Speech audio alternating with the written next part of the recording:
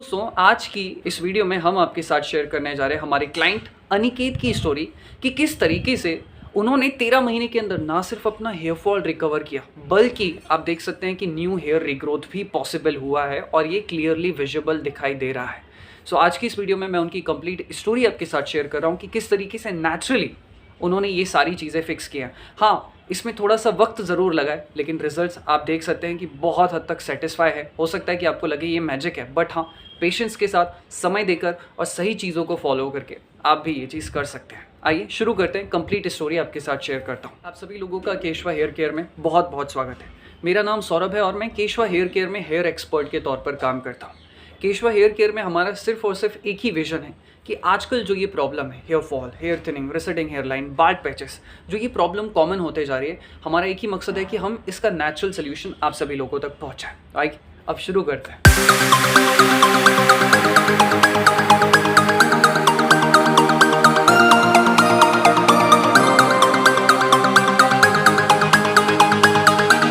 आप सभी लोगों को एक छोटा सा इंट्रोडक्शन दे दूं। आज से लगभग 1 साल से ज़्यादा का वक्त हो चुका है, मुझे एग्जैक्ट डेट याद नहीं आ रही, बट ये अक्टूबर या नवंबर में हमारे पास आए थे 2022 में। इनका कहना था कि इनका हेयर फॉल बहुत ज़्यादा हो चुका था, 60-70%, जैसा कि आप सभी देख पा रहे हैं। और इनका कहना था कि लाइफ में स्ट्रेस बहुत है, करियर को लेकर अपने बहुत ज़्यादा टेंशन में थे, बिकॉज इनकी उम्र लगभग अभी 25 या 26 के आसपास होगी। 2-3 बार 3-4 बार ये सरकारी एग्ज़ाम दे चुके थे, बट कहीं पर भी सिलेक्ट नहीं हो पाए। तो करियर को लेकर बहुत ज़्यादा ही टेंशन था, परिवार का भी बहुत ज़्यादा प्रेशर था, फैमिली की कंडीशन बहुत अच्छी नहीं थी।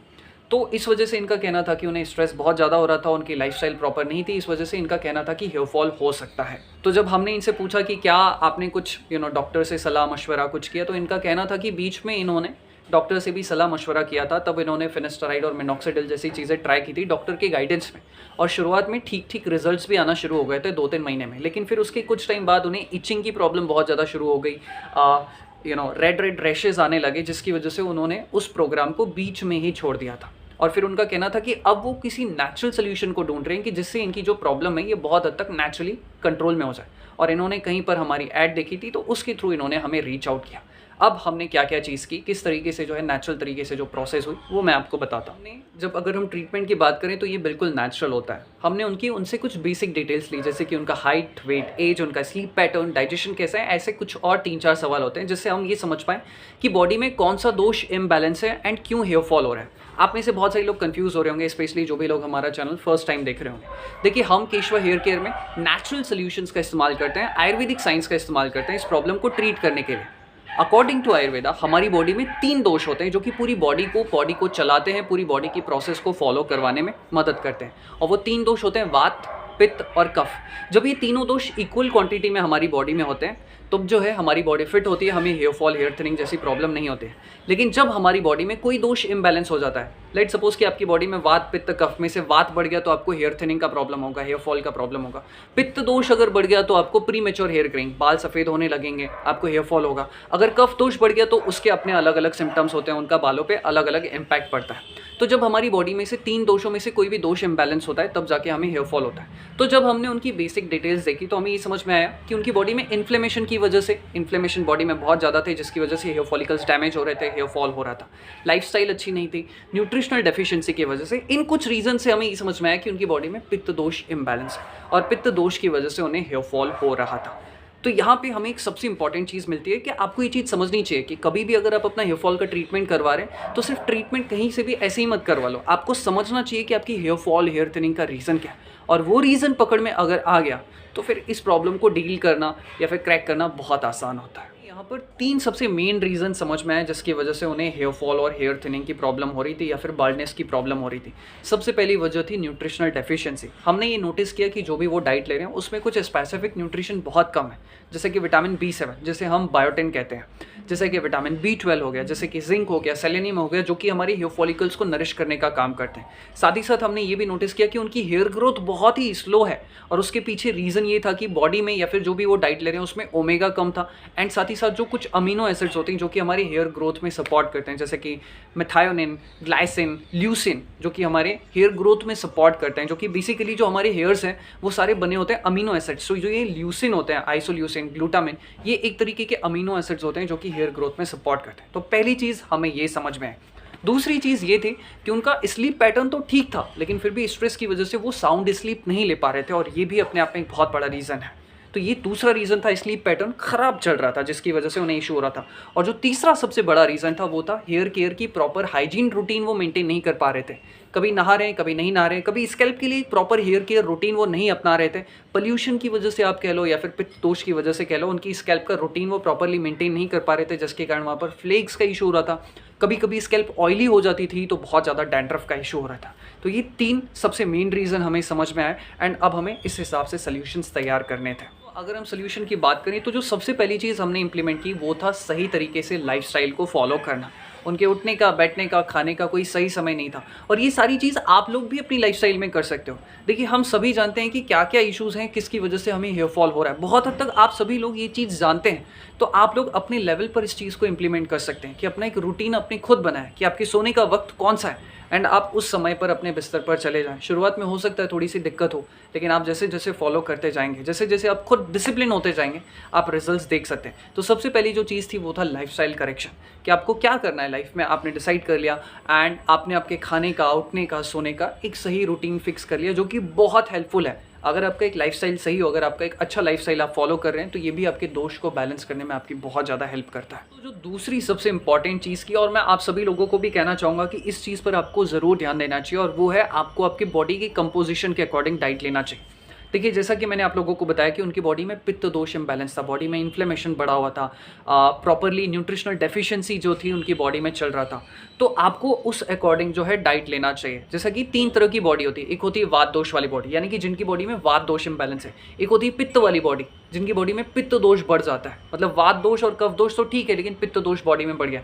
एक होती है जिनकी बॉडी में कफ दोष बढ़ जाता है। तो आयुर्वेदा में कहा जाता है यार, वात वाली बॉडी, पित्त वाली बॉडी, कफ वाली बॉडी, तो आपको उसके अकॉर्डिंग डाइट लेना चाहिए। मैं यहाँ पर आपको बता रहा हूँ, बहुत सारी चीज़ें ऐसी हैं जो अच्छी होंगी, लेकिन ज़रूरी नहीं है कि वो आपके बॉडी के कंपोजिशन के अकॉर्डिंग ठीक हो। एक एग्जांपल के तौर पे बताता हूँ। वात दोष का मतलब क्या होता है? लाइटनेस। वात दोष हमारी बॉडी को लाइट रखने का काम करता है। ये हमारी बॉडी में अलग अलग फंक्शंस परफॉर्म करता है।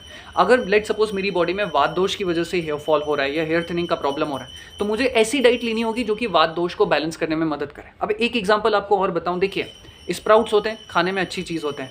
आलू जो होते हैं ये लाइट होते हैं, खाने में चीज़ ठीक ठाक है।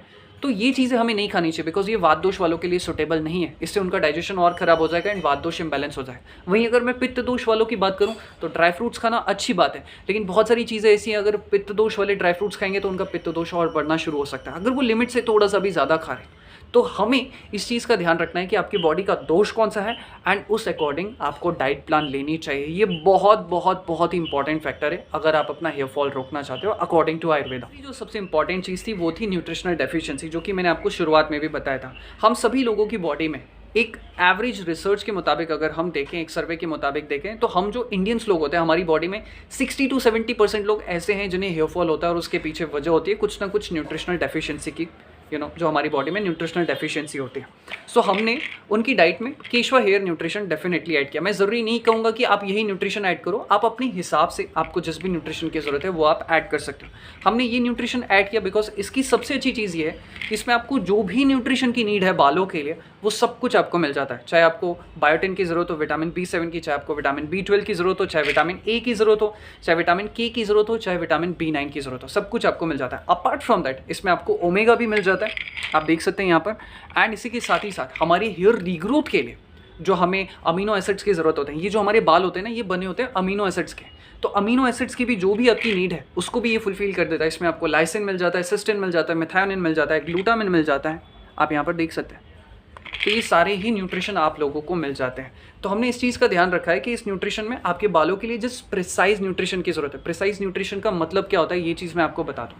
जैसे कि मैंने एक टाइम पहले मैं चेक कर रहा था और मैंने देखा कि एक कंपनी है और वो कह रही है कि आप हमारा न्यूट्रिशन लोगे तो आपको 10,000 mcg बायोटिन मिल जाएगा। अब बताओ, हमारी बॉडी को इतने सारे बायोटिन की ज़रूरत है ही नहीं। जिस मात्रा में ज़रूरत है उतना ही हमें लेने की ज़रूरत है। अगर मैं विटामिन ए ज़्यादा खाऊंगा तो उससे मेरी बॉडी में साइड इफेक्ट्स होना शुरू हो जाएगा। तो ये आपके बालों के लिए जिस भी न्यूट्रिशन की ज़रूरत है उसे कुछ हद तक ये फिक्स करता है, बाकी कुछ आप अपनी डाइट से भी लेते हो। तो इस हिसाब से इसमें ध्यान रखा गया है कि आपकी बॉडी की जो भी न्यूट्रिशनल नीड है वो बहुत हद तक फिक्स हो जाए, ताकि आप कुछ अपने डाइट से ले लो एंड कुछ आप यहाँ से ले लो।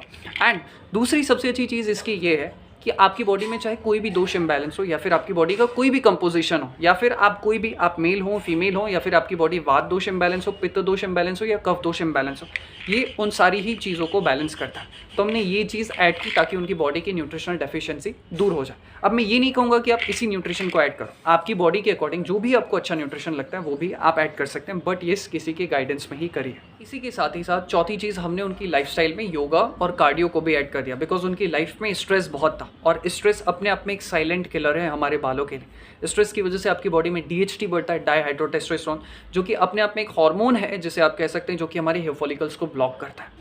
तो स्ट्रेस को कम करने के लिए हमने जो है योगा को, कार्डियो को ऐड कर दिया। जब आप योगा कर रहे हैं, कार्डियो कर रहे हैं, तो इससे आपको बहुत सारे बेनिफिट हैं, बट 2 स्पेसिफिक बेनिफिट्स की अगर हम बात करें तो हमारी स्कैल्प में ब्लड सर्कुलेशन लेवल बढ़ता है, जिसकी वजह से हमारे हेयर फॉलिकल्स को नरिशमेंट मिलता है और वो एक्टिवेट होते हैं। हमारे हेयर फॉलिकल्स जितने ज़्यादा एक्टिवेट होंगे आपके सर पे, उतने ज़्यादा बाल होंगे, ये पूरे चांसेस हैं। और साथ ही साथ जब आप कार्डियो कर रहे हैं, जब आप योगा कर रहे हैं, जब आप फिजिकल एक्टिविटी कर रहे हैं, तो आपकी बॉडी गुड हार्मोन्स भी प्रोड्यूस करती है, जिसकी वजह से आपको बहुत ज़्यादा बेनिफिट होता है। तो ये 4 सबसे मेन रीज़न थे।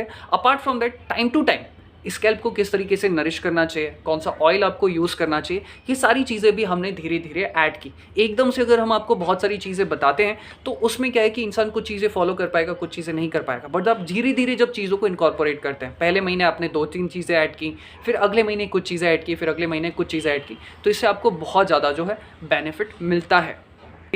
एंड मैं आप लोगों को बताना चाहता हूं कि 3 से 4 महीनों के अंदर जो उनका हेयर फॉलिकल्स था, हो सकता है थोड़ा बहुत टाइम ऊपर नीचे मैं बोल रहा हूं, बट 4-5 महीनों के अंदर, 3 से 5 महीनों के अंदर उनका हेयर फॉल बहुत कम हो गया। पहले जहां हेयर फॉल 100, 200 या 150 के आसपास हुआ करता था, वो 3-4 महीनों के बाद मुश्किल से लगभग 10 से 15 के आसपास पहुंच चुका था, जो कि अपने आप में एक बहुत बड़ी उपलब्धि थी। एंड लगभग 7 से 8 महीनों के बीच में जब उन्होंने अपने हेयर रीग्रोथ देखना शुरू कर दिए, तो खुशी का ठिकाना ही नहीं रहा। ब्रॉड लेवल पे हमने ये 3-4 चीज़ों पर सबसे ज़्यादा फोकस किया। अब ये तो जो मैं आपको बता रहा हूँ, ये सिर्फ और सिर्फ उस प्रोसेस का 30 या 40% ही था, क्योंकि हम एकदम से सारी चीज़ें सामने वाले को नहीं बताते हैं। जैसे कि हम over the period of time कुछ चीज़ें ऐड करते हैं, प्राणायाम करना, नस्य यानी कि नाक में ऑयलिंग करना हो गया, या फिर जल नीति करना हो गया, या इन्वर्जन मेथड हो गया। तो ऐसी कुछ चीज़ें हम टाइम टू टाइम ऐड करते जाते हैं। लाइक अगर आपको हेयर मास्क करना है तो किस टाइप का आपको हेयर मास्क लेना चाहिए, तो ये सारी चीज़ें हम पहले डे से नहीं बताते। Over the period of time, 1 महीने बाद, 1.5 महीने बाद, धीरे धीरे जो है चीज़ों को हम इनकॉर्पोरेट करते जाते हैं, ताकि सामने वाला पहले ही दिन से बर्डन ना हो जाए। तो ये सारी चीज़ें थी, एंड मुझे उम्मीद है कि आप लोगों को भी इससे बहुत सारी चीज़ें सीखने को मिली। ये सारी प्रोसेस होती है। वेल, मैं यहाँ पर एक बहुत ही इंपॉर्टेंट चीज़ आप सभी लोगों को बताना चाहूँगा। Just a second. हाँ, एक बहुत ही इंपॉर्टेंट चीज़ मैं आप लोगों को बताना चाहूँगा कि मैं ये नहीं कह रहा हूँ कि सबके साथ ऐसा हो जाएगा, सब लोग आएंगे यहाँ पे और सबका आप कुछ महीनों में हेयर रीग्रोथ पॉसिबल हो जाएगा। यहाँ पर बहुत सारे फैक्टर्स वर्क करते हैं, जैसे कि एज का फैक्टर वर्क करता है। अगर आपकी उम्र कम है तो दैन डेफिनेटली चांसेस ज़्यादा हैं। जेनेटिक फैक्टर भी एक रीज़न होता है। तो हेयर फॉल रोका जा सकता है, रिसीडिंग हेयर लाइन की प्रॉब्लम को रोका जा सकता है, लेकिन जो हेयर रीग्रोथ होता है ये बहुत सारे फैक्टर्स पर डिपेंड करता है। तो हम ये नहीं कह रहे हैं कि सबके साथ जो है ये सारी चीज़ें हो जाएंगी, बट हाँ, अगर आपकी एज कम है दैन डेफिनेटली ये चीज़ पॉसिबल है। आपके अगर हेयर फॉलिकल्स बहुत हद तक एक्टिव हैं, वो डैमेज नहीं है, तब ये सारी जो चीज़ें हैं पॉसिबल हैं। तो इसी के साथ इस वीडियो को समाप्त करता हूँ। अब आप में से बहुत सारे लोग होंगे जो सोच रहे होंगे कि हमें भी प्रोग्राम में एनरोल करना चाहिए, या फिर हमें हेयर फॉल हो रहा है, हेयर थिनिंग का प्रॉब्लम हो रहा है, तो हमें किस तरीके से उसे जो है उस प्रॉब्लम को करेक्ट कर सकते हैं, या केशवा में आप एनरोल करना चाहते हैं तो आप इस नंबर पर कॉन्टैक्ट कर सकते हैं। अगर आपका कॉल नहीं लग रहा है तो कोई इशू नहीं, आप परेशान मत होइए, आप व्हाट्सएप भी कर सकते हैं। आप कह सकते हैं कि हमें ये प्रॉब्लम है, तो उसके लिए क्या सोल्यूशन है, तो हम आपसे कुछ क्वेश्चन पूछेंगे, उस हिसाब से आपका जो है प्रोग्राम डिज़ाइन हो जाएगा। अब आप लोग सोच रहे होंगे कि कितना खर्चा आएगा। एक एवरेज खर्चा मैं आप लोगों को बताऊं, अगर आप मिनॉक्सिडिल, फिनिस्टराइड जैसे सोल्यूशन भी इस्तेमाल करते हैं तो आपको कम से कम 2.5 से 3-4 हज़ार खर्चा मिनिमम आने का चांसेस है पूरे महीने भर। बट वहीं अगर आप केशवा के प्रोग्राम में एनरोल करते हैं, जो प्रोग्राम है वो 100% नेचुरल है, एंड जो कॉस्ट आता है वो भी मुश्किल से 700 से 800 रुपये के बीच में आता है। और इस प्रोग्राम में आपको गाइडेंस भी मिलता है, आपको डाइट प्लान आपकी बॉडी के कंपोजिशन के अकॉर्डिंग प्रोवाइड किया जाता है, आप किस तरीके से अपने बालों का हाइजीन मेंटेन करें वो आपको टाइम टू टाइम प्रोवाइड किया जाता है, प्लस आपको केशवा हेयर न्यूट्रिशन भी इसी में मिल जाता है, एंड आपको साथ ही साथ इसमें फ्री केशवा की हेयर कॉम मिल जाती है, जो कि आपकी हेयर नरिशमेंट में आपकी बहुत हेल्प करती है।